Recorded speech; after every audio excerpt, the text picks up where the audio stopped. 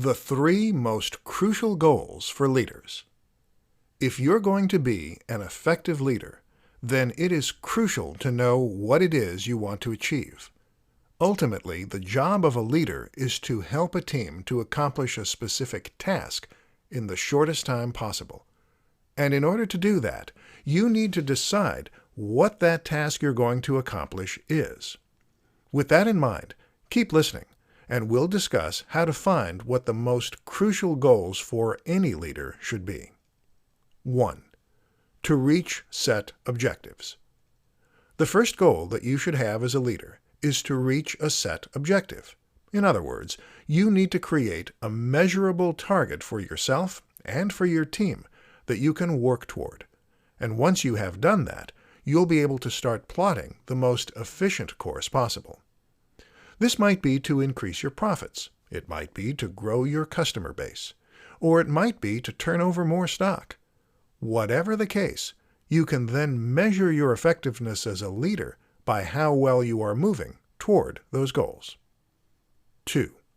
To keep your team happy and safe. Another crucial goal for any leader should be to look after their team. Whether you are a manager, a parent, a Scouts leader, being in charge means taking responsibility.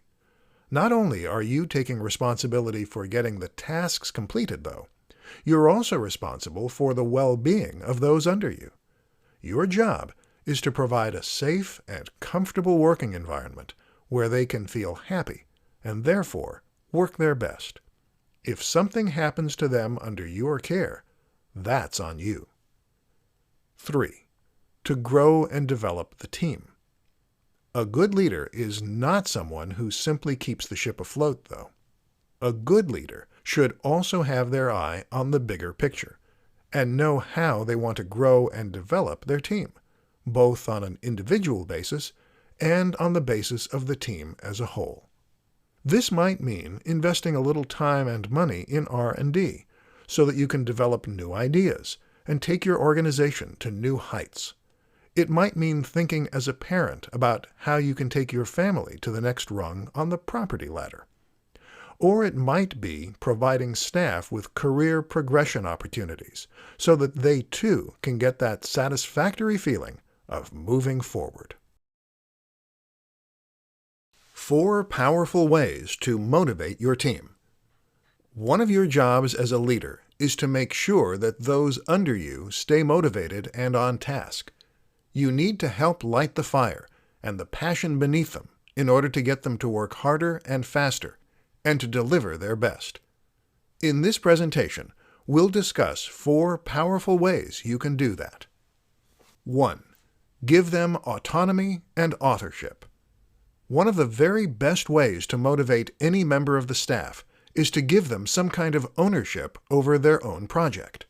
This should be something that gives them creative license to complete the work as they see fit, but it should also have their name attached to it, so that they can proudly claim what they have done as their own. This makes an important cognitive shift and is very different from being a nameless cog in a machine. Help your team to feel proud of the work they're doing. 2. Show your passion.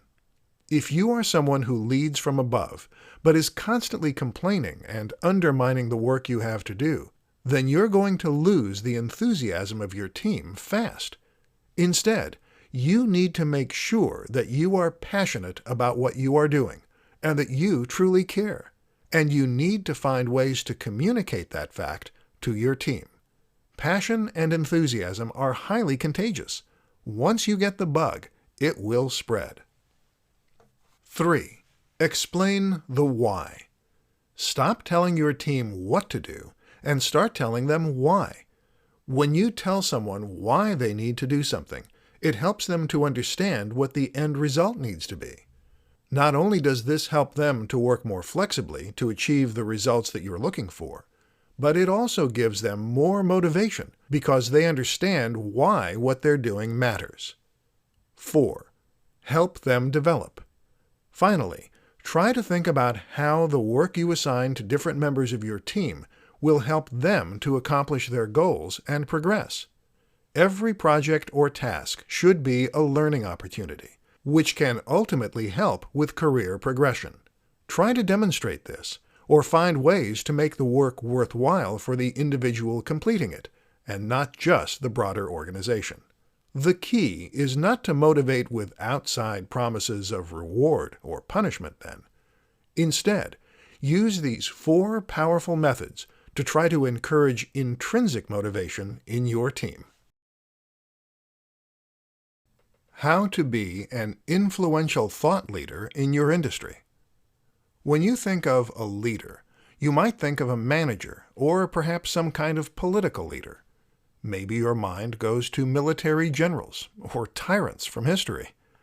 The word leader can mean many things, though, and in fact, it doesn't even have to mean that you are giving orders to anyone. A leader is simply someone who is ahead of the pack and who guides the way for everyone else, just like you might have a leader pulling ahead in a race. You might not be a manager, a tyrant, or even a parent then, but you can still be a thought leader and help guide the way for others. If you are a blogger or an entrepreneur, then this is a powerful aim to have, as it will allow you to influence the hearts and minds of the general public, potentially selling more products and helping to create trends. It's also possible for an entire business to be a thought leader in this way. So how does one become a thought leader? How do you become the influencer that everyone is listening to? The answer lies in what we've already said. You need to lead the way.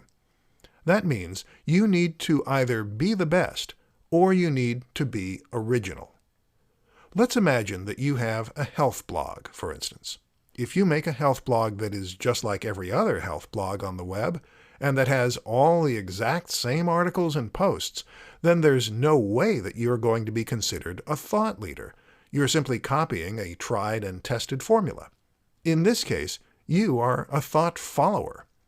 But if you come up with your own ideas on fitness, if you find new ways to exercise, or put a new spin on your blog to appeal to a different audience, then you will be novel enough to stand out. That's when people will start to follow. And that's when you become the thought leader. The other way to do this is simply to be the biggest and the best resource. But that requires a lot more manpower and investment to accomplish. Being unique is better. Before you can do any of this, though, you first need to find your passion. Unless you are passionate about the industry you are in, you will never be able to blaze that trail. How to lead by example. There are many important rules to keep in mind when you're trying to become an effective leader. One of the most important is that you should always lead by example. In other words, don't adopt the do as I say, not as I do mentality. You need to become a shining example of the kind of work that you want your team to accomplish, and avoid coming across as a hypocrite at all costs. So how exactly do you accomplish this? Let's take a look. Stay calm and collected. One of the most important ways to lead by example is to stay calm and collected. Be passionate about what you're doing, and make it clear that you care, but don't get into a panic when a deadline is approaching and you don't have the work done. Why is this so important? Because emotions are contagious, and especially when you're in charge. You will act as a barometer for your team, and their stress levels will almost always be heavily influenced by yours. If you want them to keep calm and carry on, you have to do that first. Never ask someone to do something you wouldn't do yourself. Leading by example is not just a matter of acting correctly. It's also a case of demonstrating that you are willing and able to do all the things that you are asking your team to do. The most obvious example of this would be working late in an office, or avoiding taking a vacation on a certain day. If you have one rule for your team and another for yourself, then you won't look like a team player, and it will come across that you're only out for yourself. Guess what? When you're out for yourself, your team will follow suit and act the exact same way. Don't blame a higher-up. Sometimes being a leader means passing the buck. You get told by the CEO that you need to meet a certain target, even if that means working late, and then it's your job to pass that charming news on to your team. What's tempting to do at this point is to complain and rebel. You want your team to like you, and so you want them to know that this order did not come from you. The obvious answer? Complain about a higher-up, and let the team know you're on their side. Except all you're doing here is setting a precedent for rebellion and putting everyone in a bad mood. Be professional and worry less about being liked. The 5 Secrets of Successful Leaders. There are countless different things that make a great leader. Not only that, but it's also true that every leader is different, and one person's leadership style might be very different from another person's. But while this is true, there are still some consistent features that you will find in any great leader. In this presentation, we'll be looking at 5 of the most important secrets that nearly all great leaders share. 1. They have control over their emotions. Being in control of your own emotions is absolutely critical to being a good leader.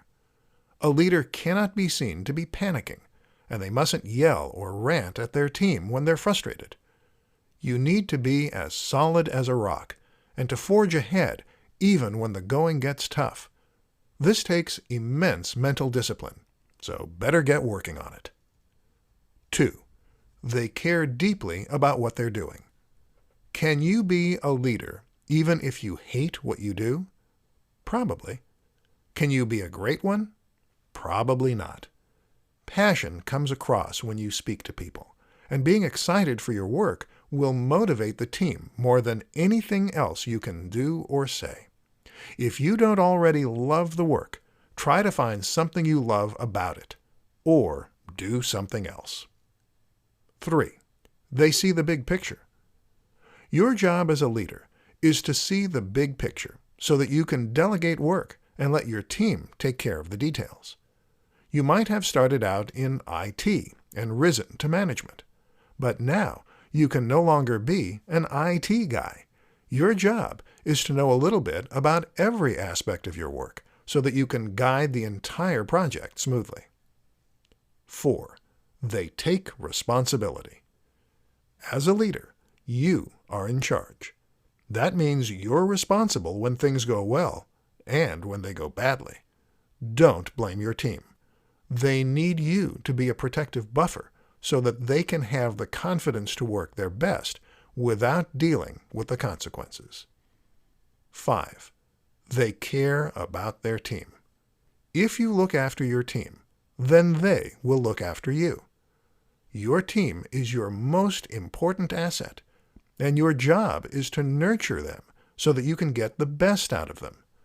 See them only as a resource, though, and they'll quickly lash out and push back. Great leaders look out for those underneath them, and that earns them incredible loyalty.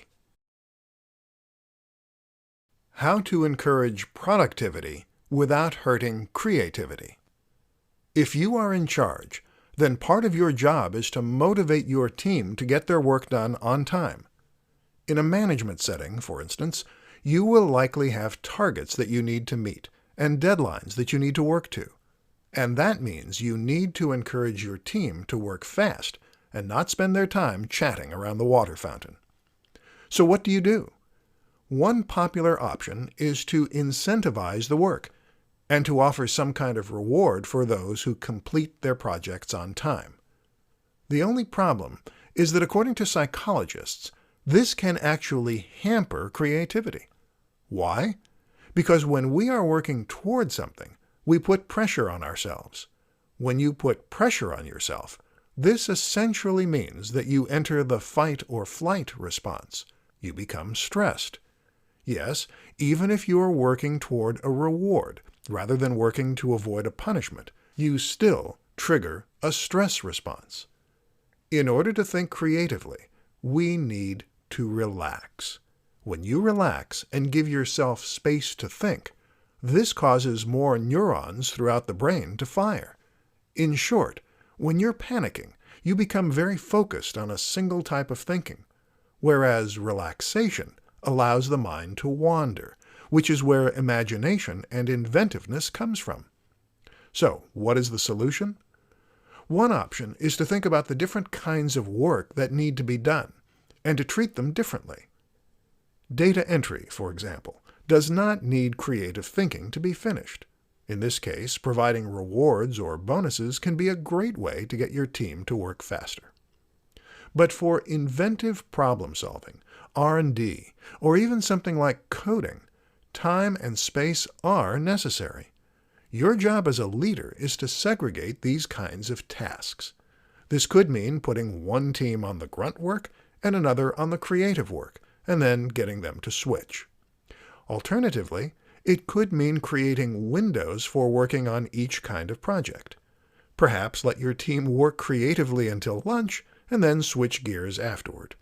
Although actually, eating triggers the release of relaxation neurochemicals, such as serotonin and melatonin. So you might be better to swap those two around. As a leader, your job is to assign the right person to the right job and motivate them in the right way. As it turns out, knowing a little neuroscience can come in handy. How to turn your biggest critics into your greatest supporters. History is filled with great leaders and influential characters. Some of these figures might have been quite controversial in terms of what they actually believed or accomplished, but that doesn't mean that we can't take some lessons from the way they motivated their followers or dealt with dissidents. In this case, we're going to be looking at the case of Mussolini, the Italian dictator who can teach modern leaders a few things about how to deal with rebels and naysayers in their ranks. Listen and learn. Transformismo. Mussolini was a political theorist and had predefined methods for dealing with a range of different situations that would arise as he led. One such strategy was called transformismo. Here, he would take the loudest critics in his party and then get them on his side by giving them jobs of great importance. This goes against our natural instincts, but it is a much more effective way of neutralizing a threat than the alternative. Often, when someone is vocally critical of our leadership style, our initial impulse might be to cut them off and isolate them, remove them from others whose opinion they might sway, punish them, make an example of them. But all this does is to make them more bitter, more angry, and more motivated. Worse, it can make a martyr out of them and turn you into the bad guy. It's only a matter of time before they gather their resources and try to stage a coup. On the other hand, promoting your critics and giving them an important role within your organization will flatter them and demonstrate to them that you value their opinion. And you should. Opinions that disagree with your own are far more valuable than having more yes men. What's more is that this person will often quickly learn the burden of leadership and realize why things aren't quite so easy. They will probably soften to your position and at least better understand your motivations. More than anything else, they will simply be too busy at this point to become dangerous. That, and you'll be able to keep a close eye on them. As they say, keep your friends close and enemies closer. Next time someone in your ranks starts to kick up a stink, consider offering them a raise instead of trying to shut them down as quickly as you can. You may just create a powerful ally. 3 ways to have a more commanding presence. A leader does not need to be a mountain of a person with a large chest and broad shoulders. He does not need to be able to command armies with a booming voice and tons of charisma. But you know what? It sure helps. In this presentation, we'll discuss how to give yourself a more commanding presence, and that way, make sure that people will sit up and take notice. 1. Dress for the occasion. As a leader, you need to set an example, and you need to make people take you seriously. While it might sound shallow, one important way to do that is to dress the part and take care in your appearance. Maybe you think that what you wear shouldn't matter, but actually, what you're doing here is demonstrating that you care about what you do, and that you have the ability to present yourself well. Those are rather comforting things to see in a leader. Another trick is to try to add a dash of red into the mix, perhaps a tie or lipstick for women. The color red is one we unconsciously associate with leadership, and it's also a color that draws attention to itself. 2. Learn to enunciate. If you're going to be a powerful leader, then you will want to avoid mumbling into your chest or speaking with all the volume of a dormouse. Again, you do get quiet leaders, but they are less common.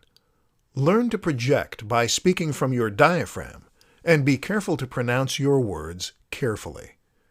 A quick and easy tip is to slow down the pace of your talking. This makes you come across as more intelligent, and it gives you more time to consider how you're going to phrase the next sentence. If you're struggling, then consider getting lessons on how to speak properly and present yourself. Even consider studying opera. 3. Develop your charisma. Everyone wishes they were a little more charismatic, and of course it's not as easy as simply becoming charismatic. If it were, we all would be magnetic. But there are things you can do to develop this trait. One is to try gesticulating more and using more space by moving around as you speak. These are things that have been shown to make others judge us as more charismatic.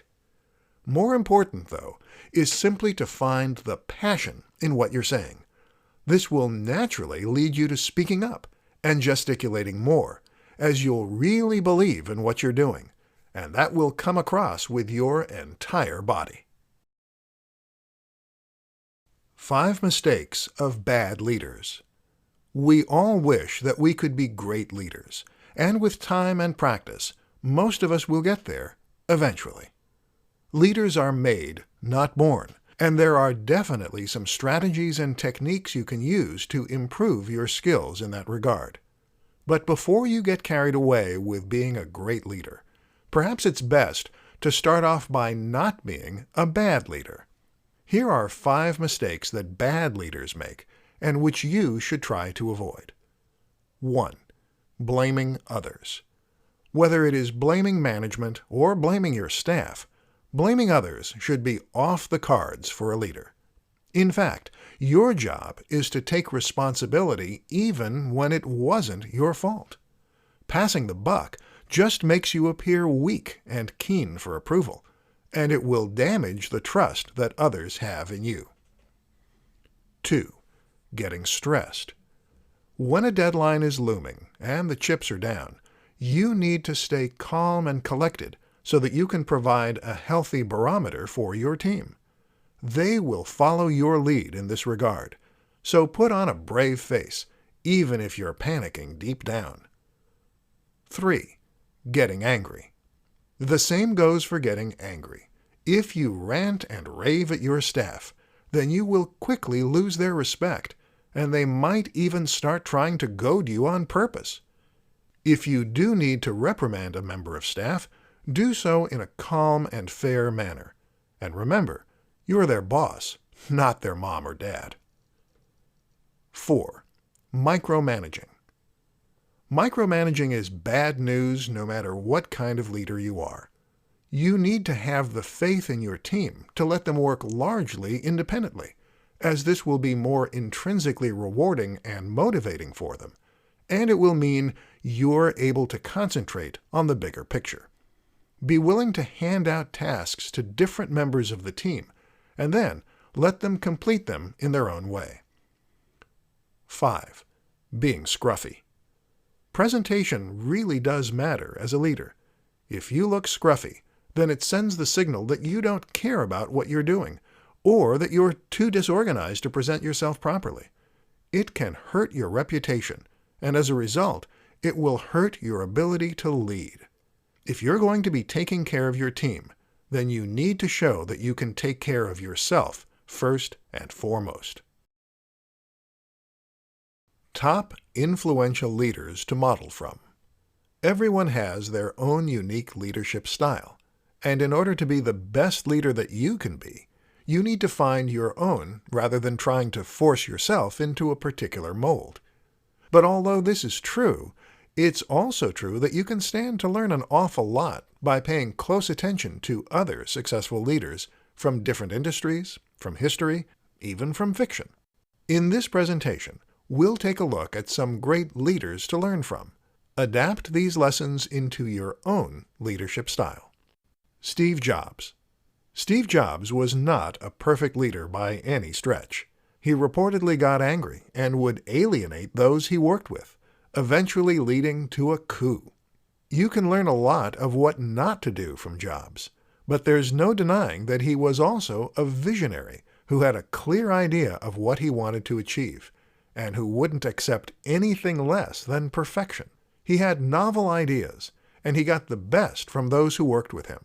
That's what you can learn from Jobs, the importance of having a vision that you really care about deeply, and not compromising on your ideals. Just recognize that people have families too, and they might care about those more. Nelson Mandela. Certainly one of history's greatest leaders, and a man who managed to change the course of history. You can learn a lot from Mandela, from his near-poetic speeches to the way he was constantly improving and developing himself. Mandela believed strongly in education, and actually attended 6 higher education institutes himself. Stop learning, and you stop growing. Stop growing, and you become stale. John F. Kennedy. Kennedy was a great leader, but also a controversial one. This is a common trend. He demonstrated the importance of presentation and image, but also the strength of keeping focused on the big picture. Kennedy had an unprecedented ability to think big, and was the man who gave the incredible "We choose to go to the moon" speech. Don't be afraid to aim for the stars.